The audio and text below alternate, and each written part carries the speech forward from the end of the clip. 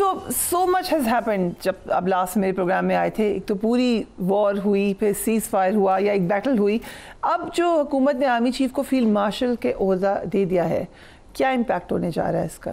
बहुत शुक्रिया फरीद साहब। देखिए, सबसे पहले तो ये कि बड़ी वेल डिज़र्व्ड अपॉइंटमेंट है जिसको डिज़र्व करते हैं आर्मी चीफ। और आर्मी चीफ तो अब मेरे ख्याल से पुराना लकब हो गया, अब तो field marshal general Asim Munir साहब डिज़र्व करते हैं इस चीज़ को। देखें, एक तो ये कि डिप्लोमेटिक फ्रंट आप देख लें, इकनॉमिकल फ्रंट देख लें, बॉर्डर्स देख लें, टेररिज्म देख लें और जंग देखें, और पूरे पाकिस्तान की यूनिटी, एक फ्लैग, एक कौम, एक नेशन, एक लीडर, चीफ आसिम मुनीर।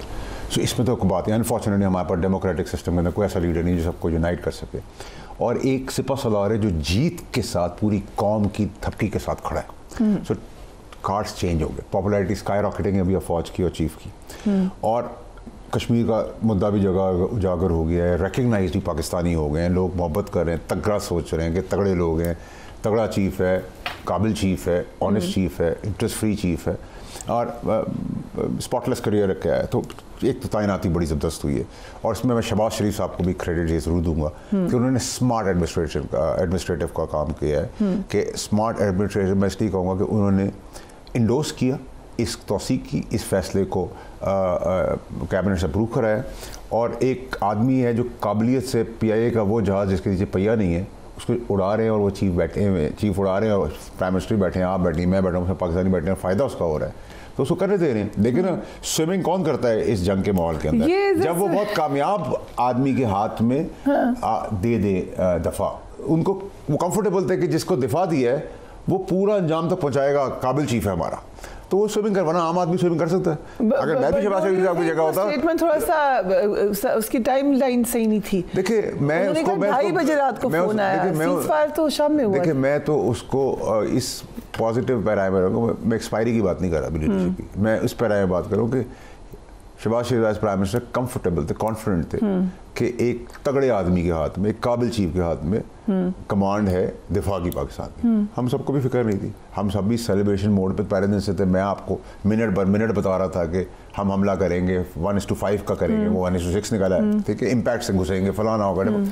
सो क्योंकि जो चीफ ऑफ आर्मी स्टाफ था वो फर्म है अपने डिसीजन के बाद, स्ट्रेंथ वाला आदमी है, तगड़ा आदमी है, ईमानदार आदमी है, मुखलिस आदमी है, नीयत का खरा आदमी, इसलिए अल्लाह ने उसको ये कामयाबियाँ दी हैं।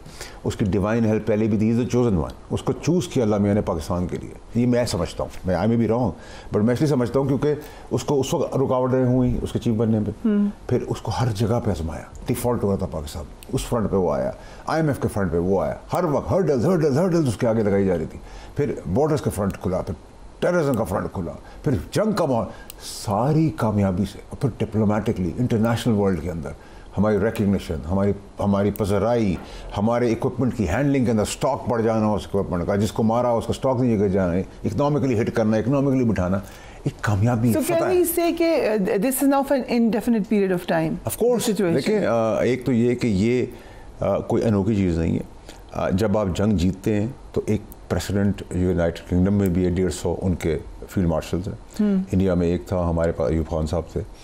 एक तो जंग के एक ये रिवॉर्डिंग सिचुएशन है, लेकिन इसमें लोग समझ रहे हैं कि this is just a reward and honorary position only, but why I can understand, मैं शायद गलत भी हो सकता हूँ, लेकिन जो मेरी छोटी मोटी नॉलेज है उसके हिसाब से एक तो ये कि ये इनडेफिनेट टाइमलाइन है, इसके ऊपर कोई मुद्दत मुलाजमत का टाइम नहीं है। Question of retirement and there is no question of extension. Number 1, number 2 ये कि देखिए, to what I can understand is that because he decorated a 5-star general, he is not 4-star, so अब 4-star की category से 5-star पे चले गए तो बाकी सब जूनियर स्लॉट हो जाता है। So he'll be the senior most now. No, he will probably be the chief commander of all the forces, which includes the Air Force, the Naval Force and the Army. वो तो hierarchy में अभी भी army chief does lead them. एक hierarchy के अंदर बिल्कुल यही है, थर्ड वर्ल्ड डेवलपिंग कंट्रीज के अंदर ऐसा ही होता है, लेकिन वर्च्यू ऑफ हिज पोजीशन अब ये प्रॉबेबली अगर आप इसको ब्रैकेट्स में कर लें तो शायद चीफ ऑफ डिफेंस स्टाफ का उहदा भी इसको कह सकते हैं।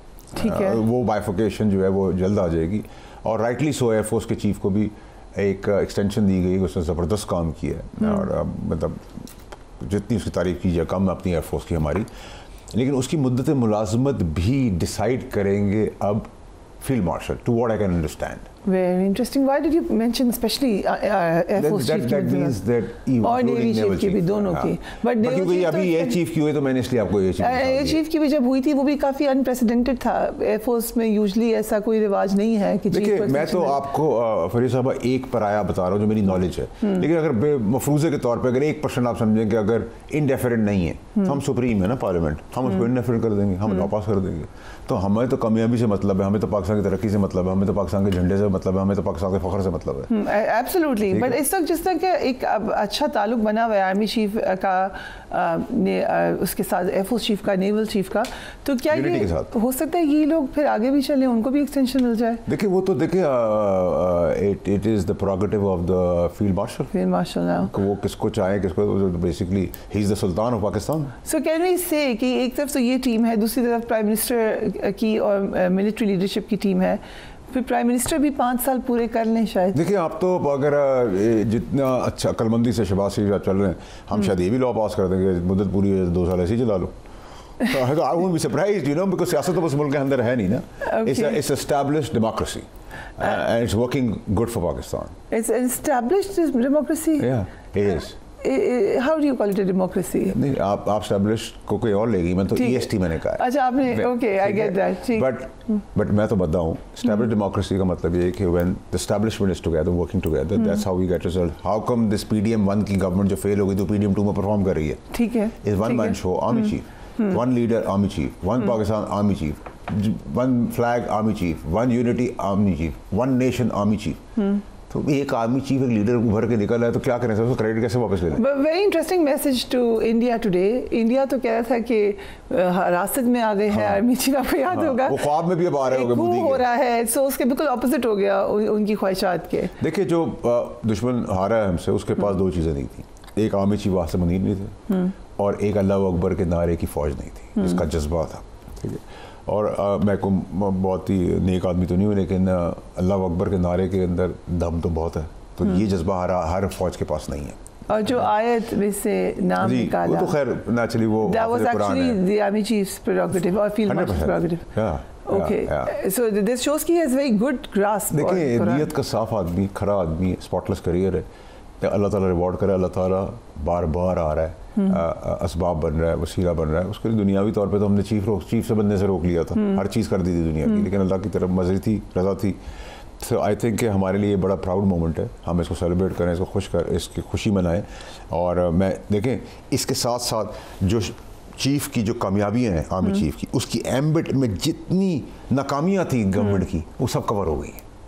ठीक है, चाहे वो लीगैलिटी थी उनकी इलेक्शंस की बात थी या कोई पॉलिसी कवर हो गई, क्योंकि हम बिगर कैनवस के अंदर जब देखते हैं तो चीफ की सक्सेस इतनी ज़्यादा है, कवर नहीं हो सकती है. चलिए उसको acceptable to the public, acceptable हो गई. चलिए इसको इस तरह रिफ्रेश कर देता हूँ, एक्सेप्टेबल हो गई. तो इसकी कामयाबी भी आप हिस्ट्री को जब भी रीराइट करेंगे या राइट करेंगे तो क्वेश्चन मार्क तो रहेगा इलेक्शन पे. देखिए मेरी क्वेश्चन मार्क तो 2018 में भी था, 2007 में भी था, 13 में भी था, अगले इलेक्शन में भी होगा. ठीक है, नहीं that much I agree with you. Controlled elections जब तक हम 100 साल पूरे नहीं करेंगे, और ये कंट्रोल्ड इलेक्शंस फौज नहीं कराती. कंट्रोल्ड इलेक्शन जो पॉलिटिकल पार्टीज होती हैं उनका एडमिनिस्ट्रेशन होती है, पुलिस, डीसी, एसी सब उनके अंडर में होते हैं, उससे वो काम लेते हैं. Right, we'll take a break and we will be right back.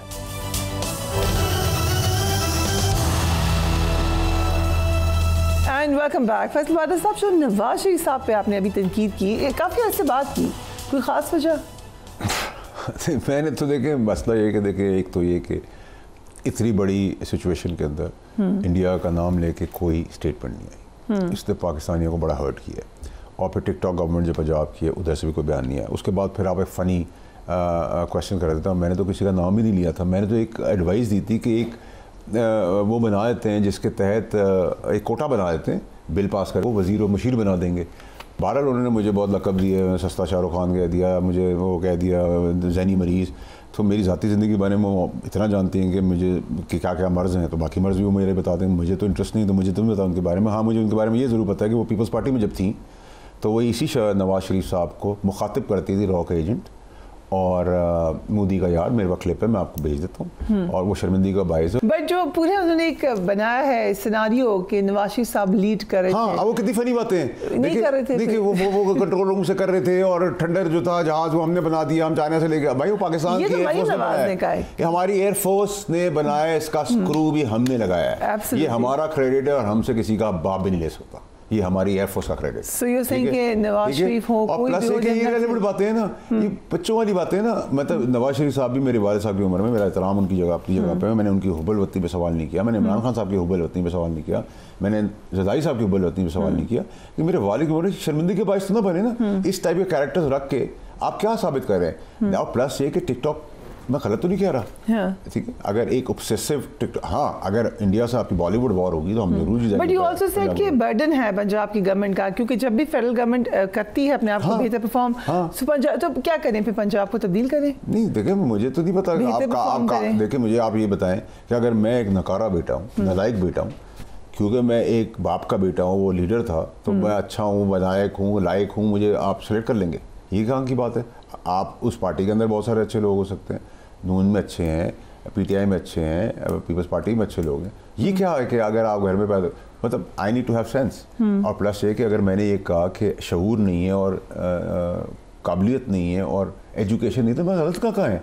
आप बिलावल साहब को आपने अपॉइंट किया है, बिलावल साहब को क्यों अपॉइंट किया? एजुकेटेड आदमी, छिछोरा नहीं है, चीप नहीं है, डेप्थ है, अंग्रेजी बोल सकता है, उसकी पूरे जो टीम बनी है वो अच्छी है, उसमें वो भी है, खुरम दस्तगीर साहब है, हमने उनकी भी तारीफ़ की, अच्छा पढ़ा लिखा आदमी है, शहरी रहमान साहब है, अच्छी वो खातून है, जिनानी साहब है। तो अगर हम अच्छे लोगों को, ये कैसे हो सकता है कि आप नलायक, निकम्मे, जाहिल, छिचोरे, चीप को गए कि वो बड़ा डिसेंट, सोबर, काबिल, ज़बरदस्त आदमी? कैसे कह दूँ मैं? अगर एक आदमी अंगूठा साहब कैसे को पढ़ा लिखा है? अगर एक आदमी छिचोरा है तो कैसे कोई काबिल है? कैसे को मुझे बताए ना, आप मुझे बता दें। तो आपके ख्याल से कि पंजाब, मैं तो जनरलाइज बात कर रहा हूँ, आप जनरलाइज आप बात पर्सनली ले रहे हैं, तो वो तो फिर इट्स अ ट्रैप। राइट। सो जो ये पूरी अपोजिशन ने कैंपेन करने की कोशिश कर रही है, साथ में कह रहे हैं तहरीक एतमाद भी ले आएंगे हम, बकवास है, खिलाफ भी बकवास कर सकेंगे। देखिए करने नहीं दिया जाएगा। देखिए पीटीआई के पास तो कुछ है नहीं। आज इमरान खान साहब ने भी हथियार डाल दिए, तो मैं उनको जर्मन में बता रहा था, जर्मन लैंग्वेज में बता रहा था, रशियन में बता रहा था, फारसी में बात कर रहा था, 2.5-3 साल में समझा रहा था, मत करो यहाँ, ये तुम्हारी लड़ाई नहीं है, लड़ाई सियासतदानों के बीच में, अग्री टू डिसएग्री करें हम, नोक झोंक हो, आवाम का फ़ायदा कहाँ से? आवाम को तो फ़ायदा कोई नहीं दे रहा। अब आपने सरेंडर कर दिया, अब आप सरेंडर करें तो भाई उनको क्या ज़रूरत है? फ़ौज अपनी economical front, terrorism front, border front, war front, उसमें लगी हुई है, ठीक है? उनको क्या मिलना है आपसे? जहाँ जहाँ उनकी वो आपकी ज़रूरत थी उस वक्त तो आपने सारे हर्डल्स पैदा किए, ठीक है? प्लस वो अपने बंदे को नहीं छोड़े, उसका कोर्ट मार्शल होगा, उसको 14 साल जेल होगी। तो किसकी बात करें आप? फैज़ की। राइट। सो ओके, आपने कहा कि अब पीटीआई इररेलेवेंट हो जाएगी। देखिए इररेलेवेंट तो अब सियासत ही होगी। कहाँ है सियासत? सियासत सास बहू की हो सकती है घर के अंदर, बाकी तो कोई सियासत नहीं है ना। अब कुछ सियासत ही नहीं है। अब प्रोग्रेसिव प्रोडक्टिव पाकिस्तान है, एक फ्लैग है, ना नून का फ्लैग है, ना पीटीआई का फ्लैग है, ना पीपल्स पार्टी का फ्लैग, पाकिस्तान का फ्लैग लहरा रहा है, वो सबको सुपरसीड कर रहा है। जैसे वो 5 स्टार डेकोरेटेड जनरल है ना, वो सबको सुपरसीड कर रहा है, उसके बैजेस, ठीक है? इसी तरह हमारा पाकिस्तान का झंडा सबको डोमिनेट कर रहा है, सारे झंडे उसके नीचे, वैसे भी नीचे पाकिस्तान है तो बाकी झंडे। अब उसी तरफ फोकस सबका। और देखिए चेंज सिचुएशन हो गई। अब एक सिपहसालार है जो जीता हुआ है, जंग जीत के आया है, उसको कंधे पे कौम ने उठा लिया, ठीक है? उसका मोराल, उसकी पॉपुलैरिटी स्काई रॉकेटिंग है, इंडीड, ठीक है? पूरी फौज की, एयरफोर्स की, नेवल की। अब सिचुएशन डिफरेंट हो गई है। अब